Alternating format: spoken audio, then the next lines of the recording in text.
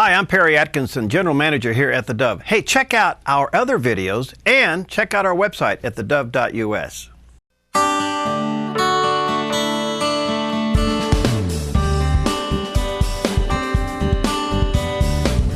Well, welcome to a special edition of Focus Today. Delighted to have in the studio, we found him in the Lost and Found department. Bob Justice with us, home from New York. And Bob, we're just standing by seconds now. They have announced, Speaker Boehner and Senator Orrin Hatch has announced that special members of Congress and Senate who have now leaving the chambers to go out to escort Prime Minister Bejamin Netanyahu into the chambers, which will take place here just any moment. But quickly, your thoughts on today. Exciting. Well, you know, in his speech to AIPAC yesterday, he said it was a critical time. And it is a critical time. Did you notice that he mentioned Jerusalem as the eternal city, eternal undivided capital? Wow. So this is this may be the most important speech of our lifetime, Perry. It certainly could be, and it's unbelievable that no members of the administration are there. The president has ordered the ambassador to Israel not to be there, and 55 members of Congress have chosen not to be there. Really, that's a lot of that's Congressional Black Caucus. They feel Obama was insulted, but they're really insulting Israel now. So. Well, the bigger person of this is Prime Minister Netanyahu. Yes. He's acting like the adult here. He's going to go there and say, look, I have a moral obligation to protect my people. Truly, and a very smart man, MIT educated, went to high school here in America, knows America, understands America, and stands for Israel. All right. Let's switch over to the Chambers Lives. We're expecting now the announcement of from the Speaker. The protocol. Was there a violation, in your opinion, of the protocol? I think there was. I don't, you know, they apologized for it. I think it was one of these situations where if they'd called the White House ahead, the White House could have said, don't do it. And if the White House said, don't do it, and they did it, then it would be a direct confrontation. And so they did the political thing. They did it and apologized later. That's done in politics all the time, as you well know, Perry. Yeah, it's easier to ask for forgiveness than it is for permission. There you go. Well, that's what happens. But on the other hand, it's Congress that can declare war, so therefore Congress should have the authority or the privilege of asking anybody that they want. And there is a fair dispute over how to handle Iran. It's not proper to say this is political. This is a political country. We're a free country. The American people in 2010 voted in a conservative House, and then 2014 voted in a conservative Senate. The American people have made a statement that they want a counterbalance to the White House, to the executive branch. So Congress is being a counterbalance. Nothing wrong with that. It's the American way. All right, Nancy Pelosi has decided to be there. She's on the floor. The camera just showed her there. Yeah. All right, of all things for Speaker Boehner to give to Prime Minister Bejamin Netanyahu today in recognition of this historic day is a bust of Winston Churchill. I heard Steve Johnson's report on that, and he was spot on to remind people that President Obama sent the bust of Churchill back. That, in many ways, is a nub of the dispute, and Netanyahu certainly is a great figure. Like Isn't Churchill. he the Winston Churchill of Israel's time? I believe absolutely, and I think the election that's coming up in Israel in 2 weeks is a very serious election. We have to remember Israel is half secular, has a substantial liberal movement in the Labor Party, and they call it the Zionist something now. I heard one of your shows talking about that. But there is a liberal conservative struggle in Israel, just the way there is in the United States. And it's interesting that the United States, as basically a Christian country, is standing with Israel. And this is a pivotal moment whether we continue to stand. Another little bit of history here today is the Vice President is conveniently, or they're whatever, gone. He's not there, who otherwise would be sitting at the podium with Speaker Boehner. And that's particularly shameful, I think. Yeah, I think that is. As President of the Senate. Yeah, he's not there, saying he's traveling. You know, he should have been there. With today's travel, he could have been there and elsewhere too. So, but the next in line is a Republican, Orrin Hatch, sitting there. That's kind of interesting, isn't it? I'm glad to see that. You know, it's interesting that Netanyahu, in his speech to AIPAC, which is the most powerful, pro-Israel lobby, used the word mashpuka, which is a Yiddish word, to describe Israel's relationship with the United States, with America. And mashpuka is family. as family. And we really are family. Netanyahu, Natan Sharansky, 10 years ago wrote an article that anti-Semitism and anti-Americanism are the same thing, because it's a hostility to the people of God and under God America. Have ever we seen in America's political history of this country, we're still one of the youngest on the face of the earth, seen such a disrespect for an ally, state? No, I honestly, can you imagine Britain being treated like this? And Israel is as staunch an ally as Britain. And it is, by the way, a firm foothold in the Mideast for democracy. We have so much in common with Israel. They have been such a loyal ally. We are against fierce enemies, and this is a moment for us to remember that while Prime Minister Netanyahu gives his speech. This is really a pivotal moment, and you and I are serious that this may be the most important speech of our lifetime, and we lived through the Reagan era. Many, many great speeches have been given, but this is so pivotal in terms of where the Middle East goes and where the world follows. Secretary of State John Kerry said that leaks of the proposed talk is inexcusable, but in today's world, how can you stop that, really? But the bottom line is we have seen some of the framework of what the Obama administration is proposing for this so-called agreement with Iran on nuclear disarmament. And Bob, there is nothing there. There is no teeth in this agreement. We have to remember, along with the issue of whether we can prevent Iran from having a nuclear bomb, there are two corollary issues related to that. One is how the effect it's going to have on the other nations in the Mideast, and the other is the fact that Iran has developed missiles that are capable of delivering a bomb. The Shahib-3, that's one example. So all of these things, this isn't just a speech, and it isn't just a treaty that Obama is trying to negotiate. This has to do with what's going to happen in the world. Okay. Prime Minister Bejamin Netanyahu has been introduced. He is now working his way down the aisle, and let me just say this, we'll go to it here. The escort committee is headed up, and you'll see pretty close behind Prime Minister Netanyahu, District 2 of the state of Oregon, Congressman Greg Walden. So let's go now, and he's been introduced. You'll hear the fanfare of him entering down the aisle. You can see it here or there. You can look at it over there.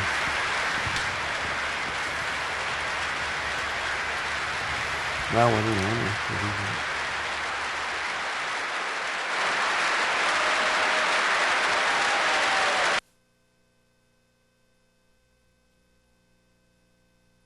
Okay. A little bit of a hiccup there in the feed. We'll get that straightened out. There it is. Again, he's been introduced. He's doing that incredible walk down the aisle. Right, and there's going to be a lot of applauding, and then when he gets to the podium, there's going to be, again, applauding and cheering. We just have to remember how really popular Israel is, how important Israel is to our modern history. And so it's quite something. The question I asked earlier is something to consider.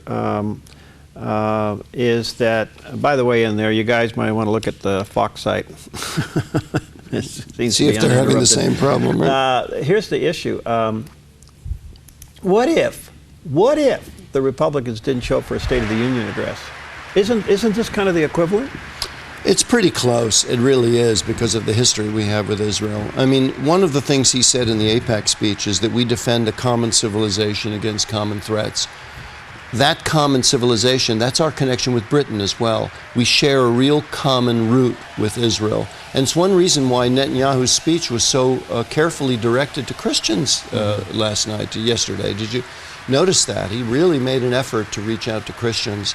And in fact, he actually reminded people that Israel has a Christian community that's, quote, growing and thriving, close quote. And you can be sure Israel is going to defend its Christians. Yeah. Well, he's been introduced. He's now close to the podium, and we're going to go, and I think sit back, folks. You're in for a real treat here to hear this speech by the Prime Minister of Israel. This is the second time that he's been here under the Obama administration, where he's done a joint session with Congress. By the way, this speech is also being somewhat blacked out in Israel because of the election, which is only about 10, 15 days away. Yeah, really. And so they're not necessarily playing it there because they don't want to have an influence. But on the other hand, he's doing his moral obligation by coming to Congress and saying, hey, Israel's under attack. So here we are with Prime Minister Bejamin Netanyahu.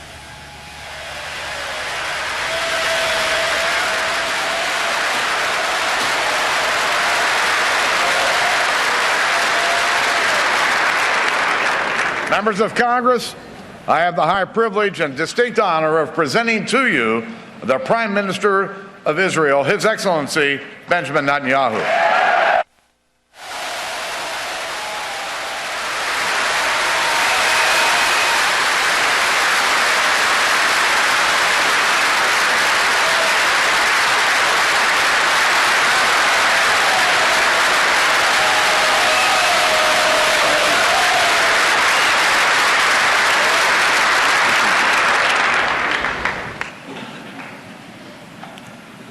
Speaker of the House, John Boehner, President Pro Temp, Senator Orrin Hatch, Senate Majority Leader Mitch McConnell, House Minority Leader Nancy Pelosi, and House Majority Leader Kevin McCarthy. I also want to acknowledge Senator Democratic Leader Harry Reid. Harry, it's good to see you back on your feet.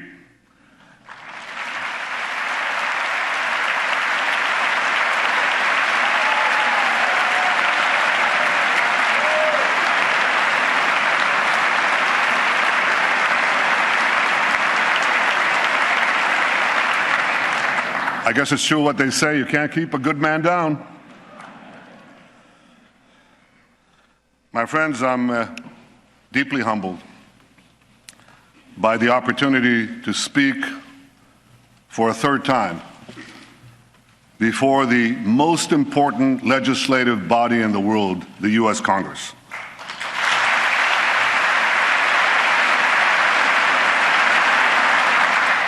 I want to thank you all for being here today. I know that my speech has been the subject of much controversy. I deeply regret that some perceive my being here as political. That was never my intention.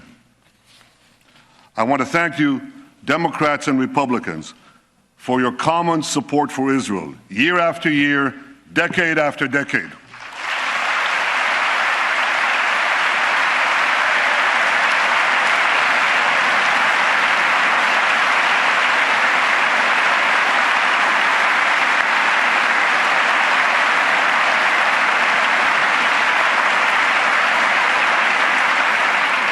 I know that no matter on which side of the aisle you sit, you stand with Israel.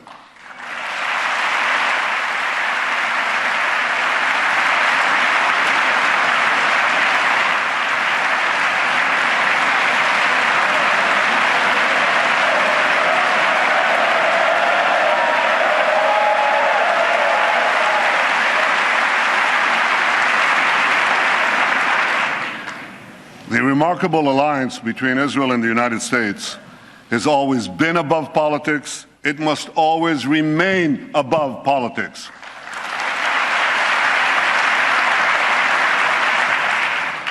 Because America and Israel, we share a common destiny, the destiny of promised lands that cherish freedom and offer hope.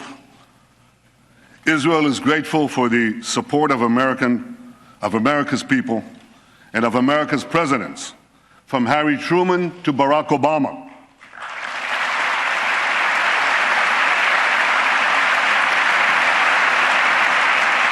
We appreciate all that President Obama has done for Israel. Now, some of that is widely known.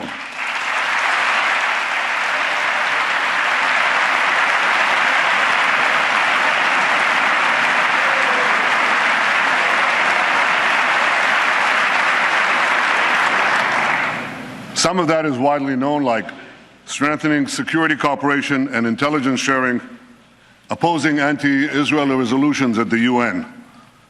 Some of what the President has done for Israel is less well known. I called him in 2010 when we had the Carmel forest fire, and he immediately agreed to respond to my request for urgent aid. In 2011, we had our embassy in Cairo under siege, and again, he provided vital assistance at the crucial moment. Or his support for more missile interceptors during our operation last summer when we took on Hamas terrorists.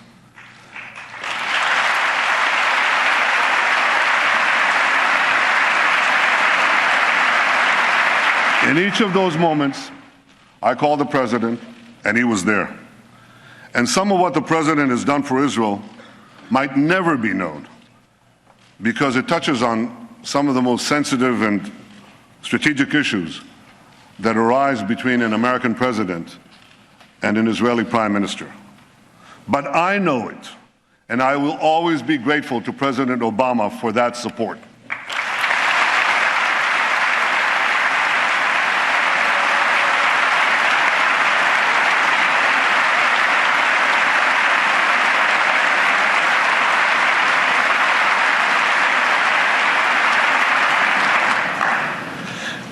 And Israel is grateful to you, the American Congress, for your support, for supporting us in so many ways, especially in generous military assistance and missile defense, including Iron Dome.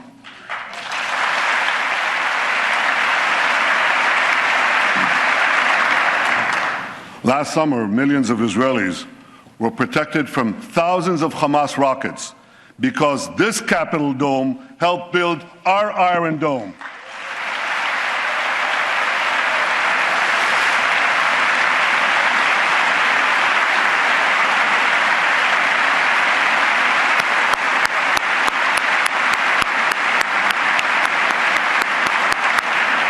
Thank you, America. Thank you for everything you've done for Israel. My friends, I've come here today because as Prime Minister of Israel, I feel a profound obligation to speak to you about an issue that could well threaten the survival of my country and the future of my people: Iran's quest for nuclear weapons. We're an ancient people. In our nearly 4,000 years of history, many have tried repeatedly to destroy the Jewish people. Tomorrow night, on the Jewish holiday of Purim, we'll read the book of Esther. We'll read of a powerful Persian viceroy named Haman, who plotted to destroy the Jewish people some 2,500 years ago. But a courageous Jewish woman, Queen Esther, exposed the plot and gained for the Jewish people the right to defend themselves against their enemies. The plot was foiled. Our people were saved.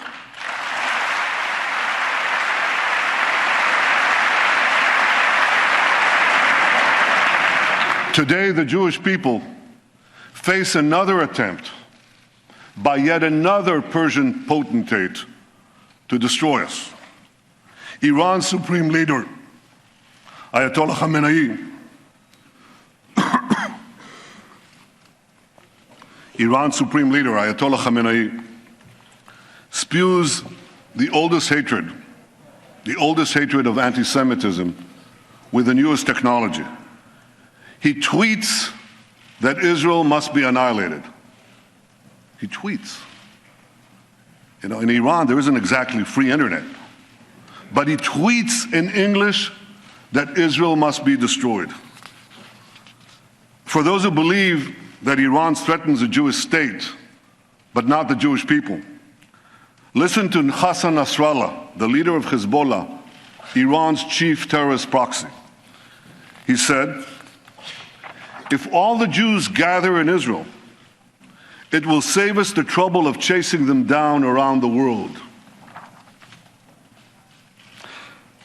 But Iran's regime is not merely a Jewish problem, any more than the Nazi regime was merely a Jewish problem. The 6 million Jews murdered by the Nazis were but a fraction of the 60 million people killed in World War II. So too, Iran's regime poses a grave threat, not only to Israel, but also to the peace of the entire world. To understand just how dangerous Iran would be with nuclear weapons, we must fully understand the nature of the regime. The people of Iran are very talented people. They're heirs to one of the world's great civilizations. But in 1979, they were hijacked by religious zealots who imposed on them immediately a dark and brutal dictatorship. That year, the zealots drafted a constitution, a new one for Iran. It directed the Revolutionary Guards not only to protect Iran's borders, but also to fulfill the ideological mission of jihad. The regime's founder, Ayatollah Khomeini, exhorted his followers to export the revolution throughout the world. I'm standing here in Washington, D.C., and the difference is so stark. America's founding document promises life, liberty, and the pursuit of happiness. Iran's founding document pledges death, tyranny, and the pursuit of jihad.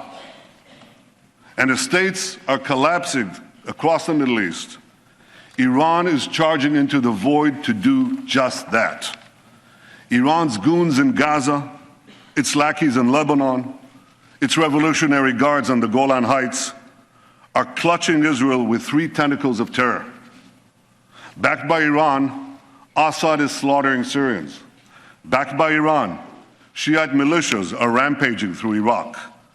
Backed by Iran, Houthis are seizing control of Yemen, threatening the strategic straits at the mouth of the Red Sea. Along with the Straits of Hormuz, that would give Iran a second choke point on the world's oil supply. Just last week, near Hormuz, Iran carried out a military exercise blowing up a mock U.S. aircraft carrier. That's just last week, while they're having nuclear talks with the United States. But unfortunately, for the last 36 years, Iran's attacks against the United States have been anything but mock, and the targets have been all too real.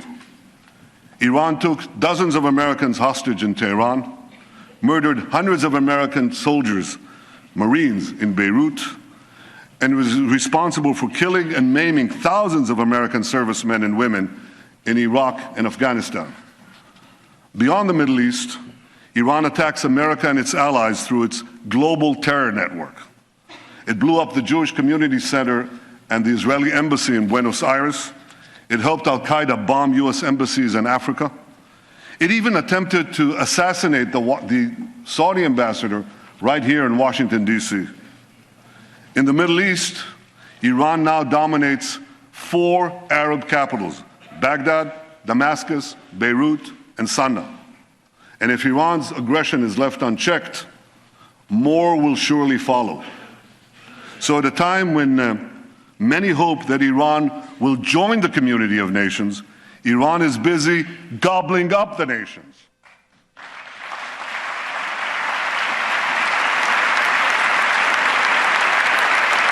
We must all stand together to stop Iran's march of conquest, subjugation, and terror.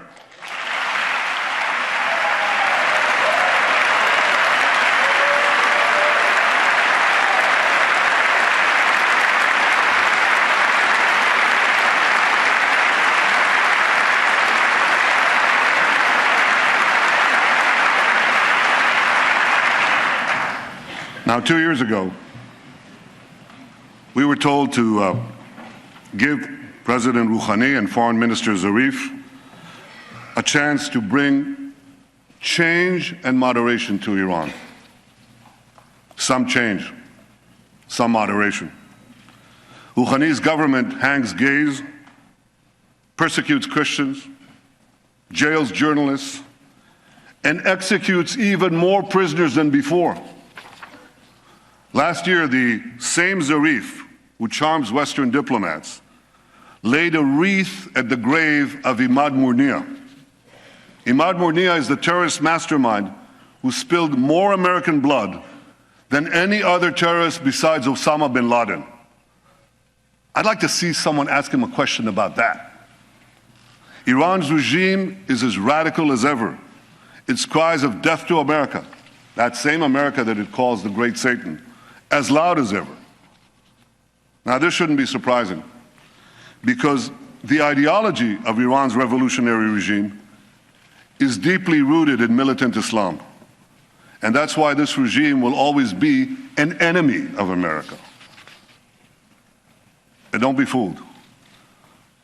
The battle between Iran and ISIS doesn't turn Iran into a friend of America. Iran and ISIS are competing for the crown of militant Islam. One calls itself the Islamic Republic, the other calls itself the Islamic State.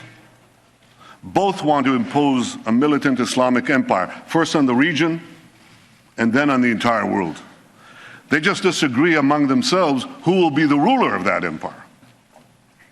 In this deadly Game of Thrones, there's no place for America or for Israel, no peace for Christians, Jews, or Muslims who don't share the Islamist medieval creed, no rights for women, no freedom for anyone. So when it comes to Iran and ISIS, the enemy of your enemy is your enemy.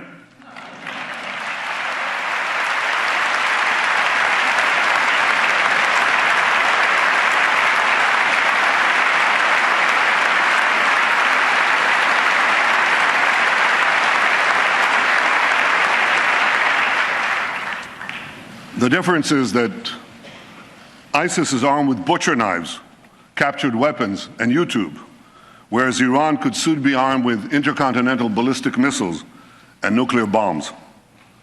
We must always remember, I'll say it one more time, the greatest danger facing our world is the marriage of militant Islam with nuclear weapons. To defeat ISIS and let Iran get nuclear weapons would be to win the battle but lose the war. We can't let that happen.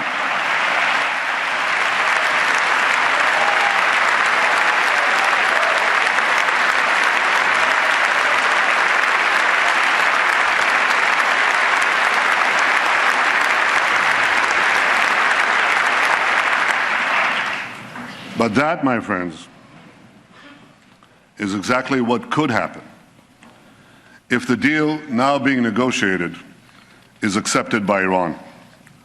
That deal will not prevent Iran from developing nuclear weapons. It would all but guarantee that Iran gets those weapons, lots of them. Let me explain why. While the final deal has not yet been signed, certain elements of any potential deal are now a matter of public record. You don't need intelligence agencies and secret information to know this. You can Google it.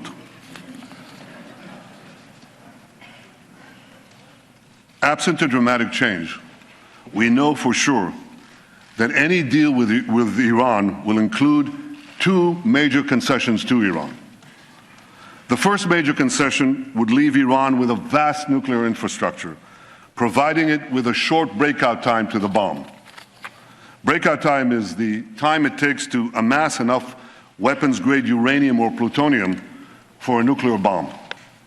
According to the deal, not a single nuclear facility would be demolished. Thousands of centrifuges used to enrich uranium would be left spinning. Thousands more would be temporarily disconnected, but not destroyed.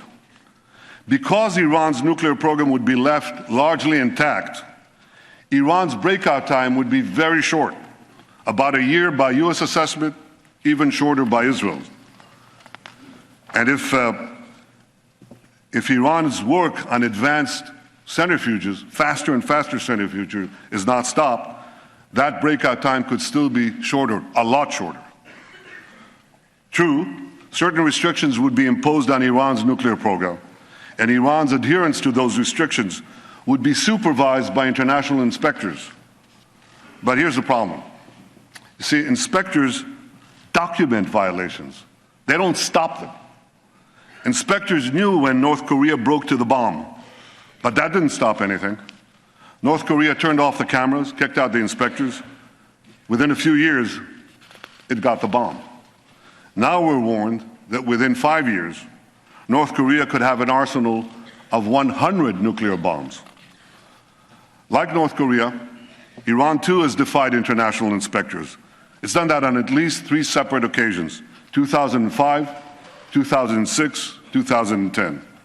Like North Korea, Iran broke the locks, shut off the cameras. Now, I know this is not going to come as a shock to any of you, but Iran not only defies inspectors, it also plays a pretty good game of hide and cheat with them.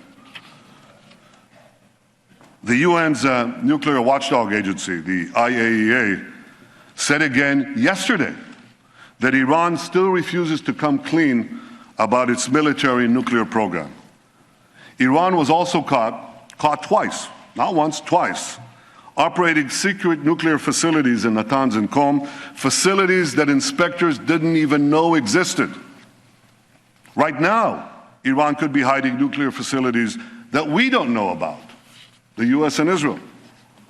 As the former head of inspections for the IAEA said in 2013, he said, "If there's no undeclared installation today in Iran, it'll be the first time in 20 years that it doesn't have one." Iran has proven time and again that it cannot be trusted. And that's why the first major concession is a source of grave concern. It leaves Iran with a vast nuclear infrastructure and relies on inspectors to prevent a breakout. That concession creates a real danger that Iran could get to the bomb by violating the deal. But the second major concession creates an even greater danger, that Iran could get to the bomb by keeping the deal. Because virtually all the restrictions on Iran's nuclear program will automatically expire in about a decade. Now, a decade may seem like a long time in political life, but it's the blink of an eye in the life of a nation. It's a blink of an eye in the life of our children. We all have a responsibility to consider what will happen when Iran's nuclear capabilities are virtually unrestricted and all the sanctions will have been lifted. Iran would then be free to build a huge nuclear capacity that could produce many, many nuclear bombs. Iran's supreme leader says that openly. He says Iran plans to have 190,000 centrifuges, not 6,000 or even the 19,000 that Iran has today, but 10 times that amount, 190,000 centrifuges enriching uranium. With this massive capacity, Iran could make the fuel for an entire nuclear arsenal, and this in a matter of weeks, once it makes that decision. My longtime friend, John Kerry, Secretary of State, confirmed last week that Iran could legitimately possess that massive centrifuge capacity when the deal expires. Now, I want you to think about that. The foremost sponsor of global terrorism could be weeks away from having enough enriched uranium for an entire arsenal of nuclear weapons, and this with full international legitimacy. And by the way, if Iran's intercontinental ballistic missile program is not part of the deal, and so far, Iran refuses to even put it on the negotiating table, well, Iran could have the means to deliver that nuclear arsenal to the far-reach corners of the earth, including to every part of the United States. So you see, my friends, this deal has 2 major concessions. One, leaving Iran with a vast nuclear program. And 2, lifting the restrictions on that program in about a decade. That's why this deal is so bad. It doesn't block Iran's path to the bomb, it paves Iran's path to the bomb. So why would anyone make this deal? Because they hope that Iran will change for the better in the coming years? Or they believe that the alternative to this deal is worse? Well, I disagree. I don't believe that Iran's radical regime will change for the better after this deal. This regime has been in power for 36 years, and its voracious appetite for aggression grows with each passing year. This deal would only whet Iran's appetite for more. Would Iran be less aggressive when sanctions are removed and its economy is stronger? If Iran is gobbling up 4 countries right now while it's under sanctions, how many more countries will Iran devour when sanctions are lifted? Would Iran fund less terrorism when it has mountains of cash with which to fund more terrorism?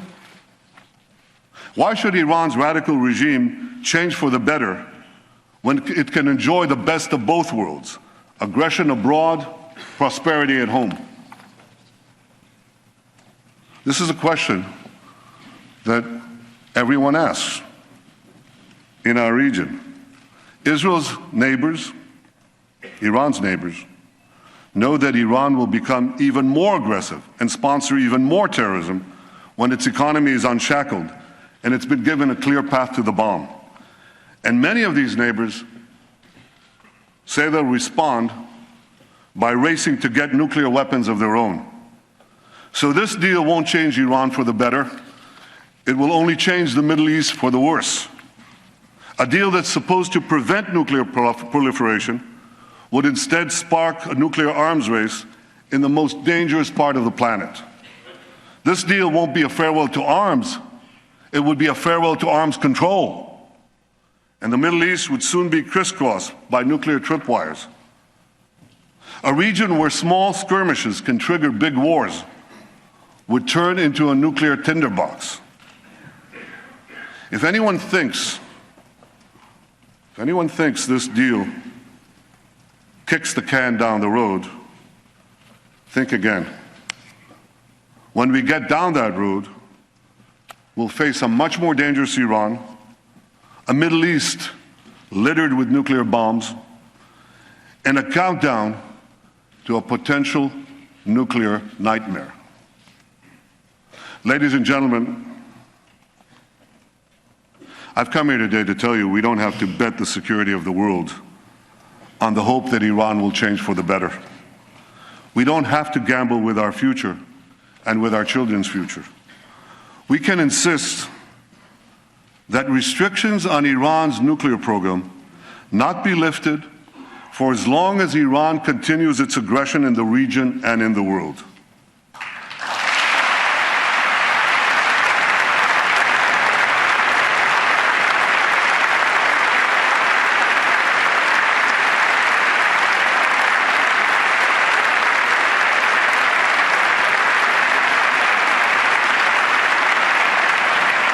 Before lifting those restrictions, the world should demand that Iran do 3 things. First, stop its aggression against its neighbors in the Middle East. Second,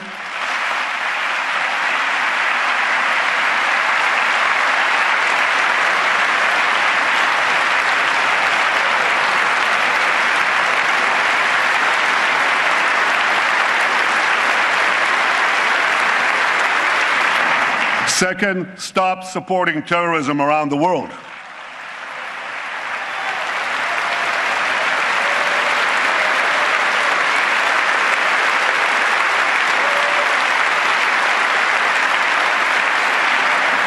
And third, stop threatening to annihilate my country, Israel, the one and only Jewish state.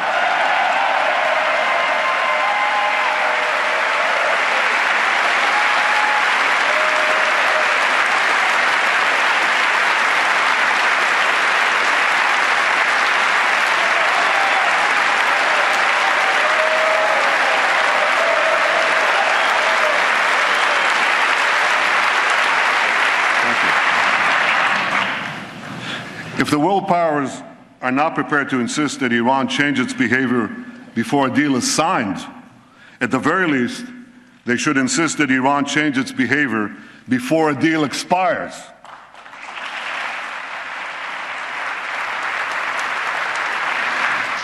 If Iran changes its behavior, the restrictions would be lifted. If Iran doesn't change its behavior, the restrictions should not be lifted.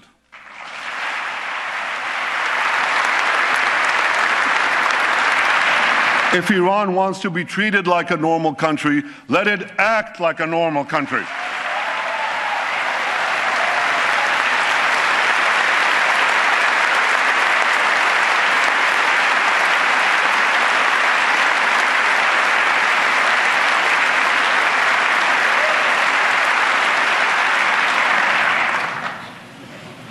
My friends, what about the argument that there is no alternative to this deal? That Iran's nuclear know-how cannot be erased? That its nuclear program is so advanced that the best we can do is delay the inevitable, which is essentially what the proposed deal seeks to do? Well, nuclear know-how without nuclear infrastructure doesn't get you very much. A race car driver without a car can't drive. A pilot without a plane can't fly. Without thousands of centrifuges, tons of enriched uranium, or heavy water facilities, Iran can't make nuclear weapons.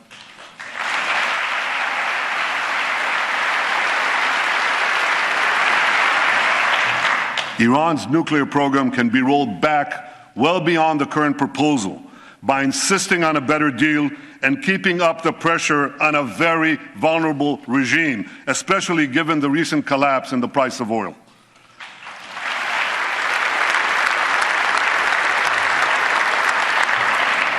Now, if Iran threatens to walk away from the table, and this often happens in a Persian bazaar, call their bluff.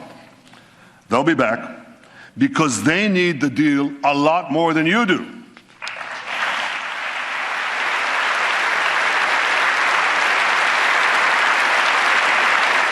And by maintaining the pressure on Iran and on those who do business with Iran, you have the power to make them need it even more.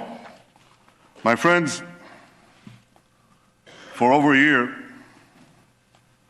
we've been told that no deal is better than a bad deal.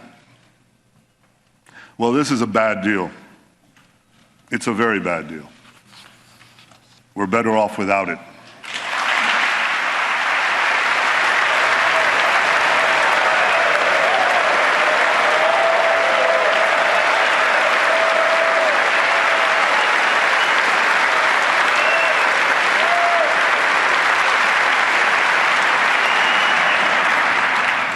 Now we're being told that the only alternative to this bad deal is war.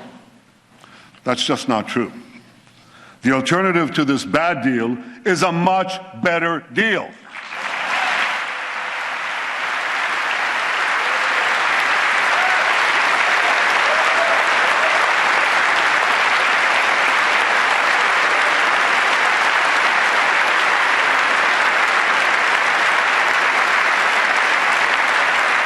A better deal that doesn't leave Iran with a vast nuclear infrastructure and such a short breakout time. A better deal that keeps the restrictions on Iran's nuclear program in place until Iran's aggression ends.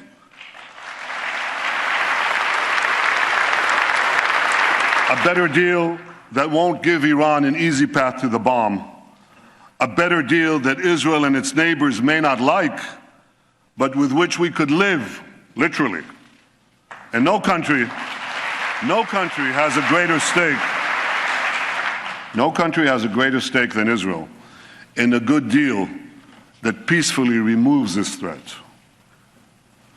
Ladies and gentlemen, history has placed us at a fateful crossroads. We must now choose between two paths. One path leads to a bad deal that will at best curtail Iran's nuclear ambitions for a while. But it will inexorably lead to a nuclear-armed Iran whose unbridled aggression will inevitably lead to war. The second path, however difficult, could lead to a much better deal that would prevent a nuclear-armed Iran, a nuclearized Middle East, and the horrific consequences of both to all of humanity. You don't have to read Robert Frost to know. You have to live life. To know that the difficult path is usually the one less traveled. But it will make all the difference for the future of my country the security of the Middle East, and the peace of the world, the peace we all desire.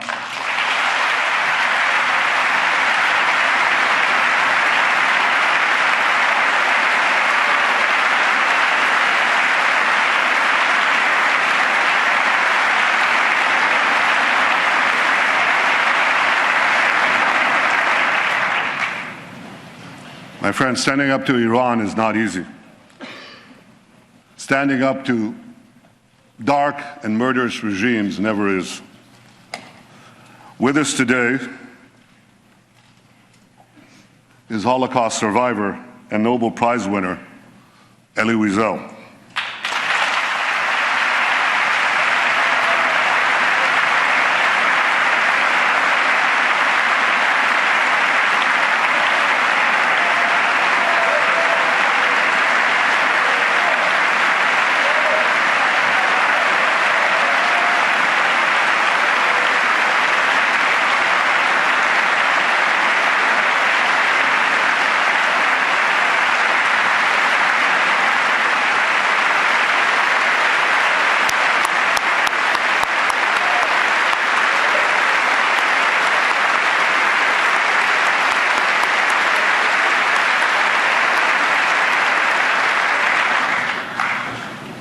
Elie, your life and work inspire us to give meaning to the words, never again.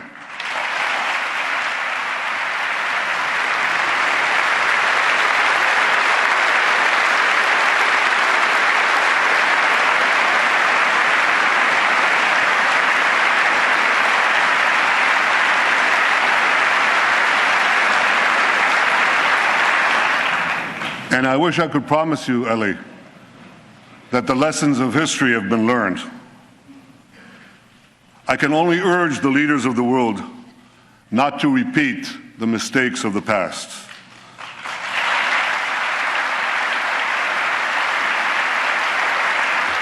Not to sacrifice the future for the present, not to ignore aggression in the hopes of gaining an illusory peace. But I can guarantee you this: the days when the Jewish people remain passive in the face of genocidal enemies, those days are over.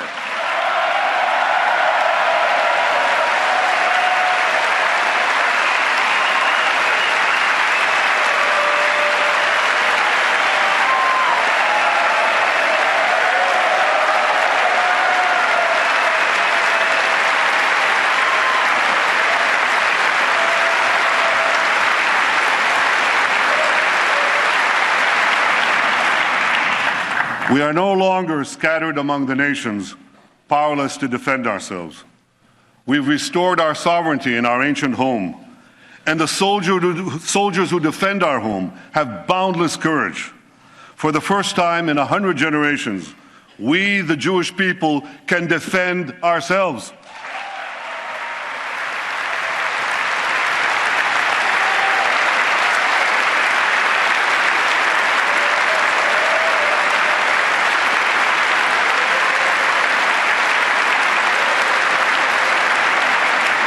This is why, as Prime Minister of Israel, I can promise you one more thing. Even if Israel has to stand alone, Israel will stand.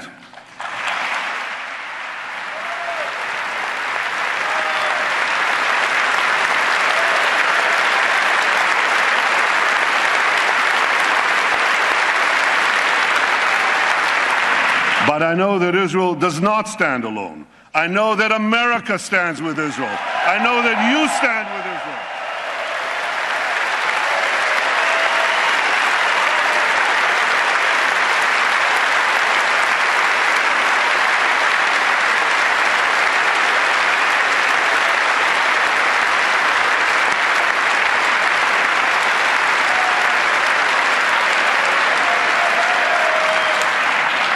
You stand with Israel because you know that the story of Israel is not only the story of the Jewish people, but of the human spirit that refuses again and again to succumb to history's horrors.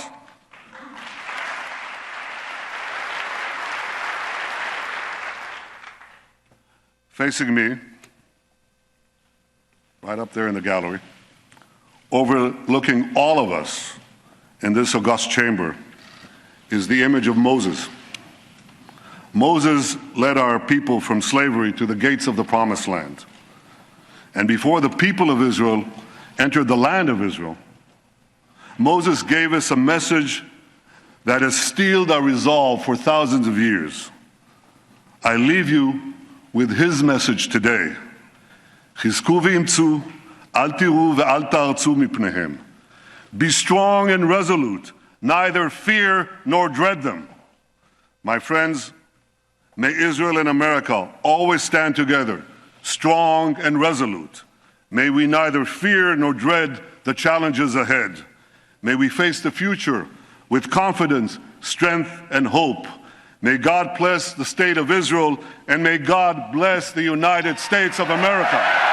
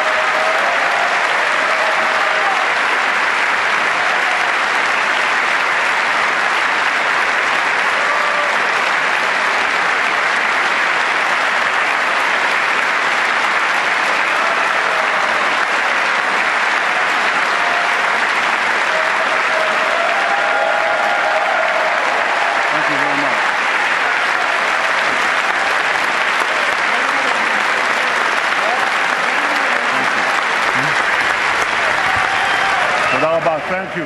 Thank you very much. Thank you all. You're wonderful.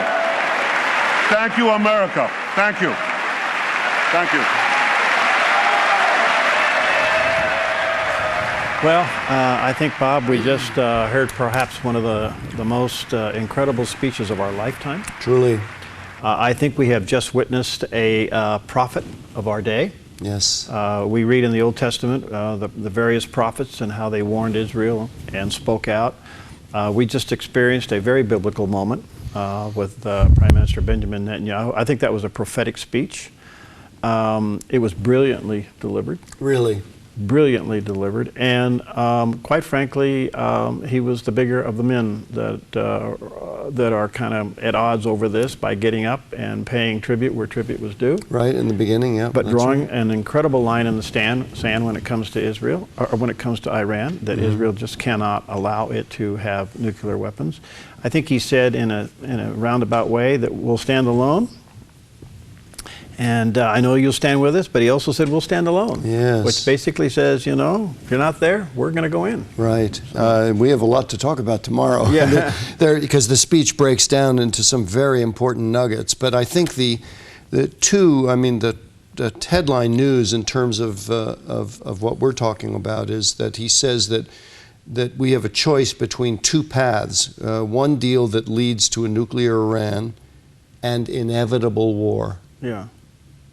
And I think that, part of the point he's making is that Iran's breakout potential makes it nuclear. Right. You know, if they can get to a nuclear bomb in 6 months, they're a nuclear Iran. And he calls it inevitable war.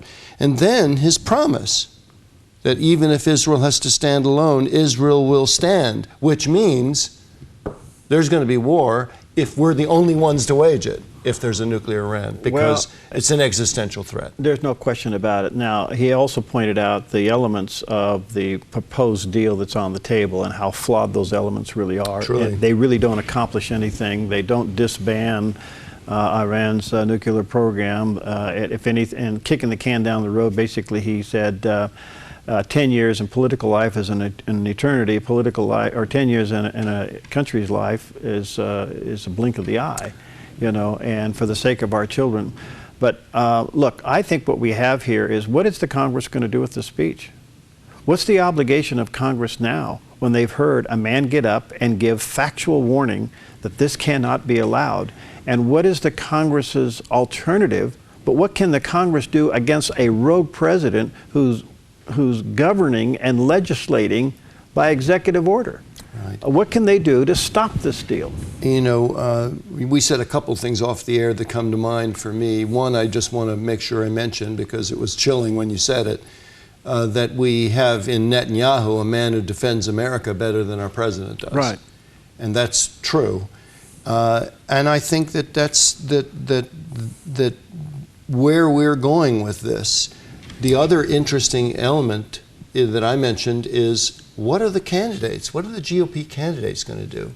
Because if I were a candidate, I think I'd seriously consider saying, any deal the president signs, if I'm elected president, any deal the president agrees to that is not also agreed to clearly by Congress, with everything on the table, I will not accept as president, which immediately makes a statement undermining whatever happens, unless Congress, unless the Senate specifically, which has the responsibility to ratify treaties, agrees. Well, this is the standoff. This is the line in the sand that this administration has drawn. I have to tell you, as important as this speech was, and beautifully delivered as it was, it even puts a darker cloud of disrespect over the administration for not being there. There was nothing in this speech that was pointed. If anything, he certainly strengthened verbally the relationship between Israel and the United States. He gave the president unbelievable credit, yes, and thanked him for many things that have been done. But on this particular issue, with this proposed nuclear agreement, whatever that looks like, this is not a good deal.